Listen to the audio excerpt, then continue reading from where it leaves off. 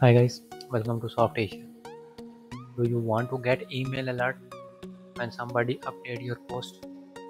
In this video, I am going to show you how to add email feature in your WordPress site. For this, first visit plugin section and click on add new.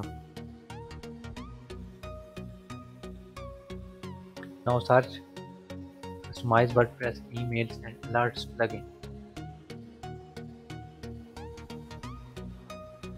Activate fast plugin. After activation, go back to dashboard. Scroll down from the notification, click on add new. Add notification name.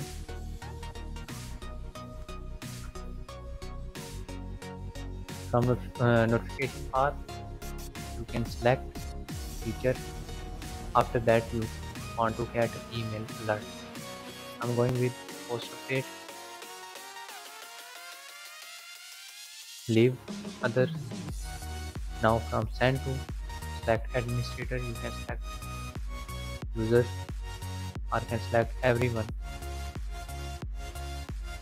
Except for choose user role that this notification should not be sent. Leave that, then save. For the test purpose, click on send me a test email.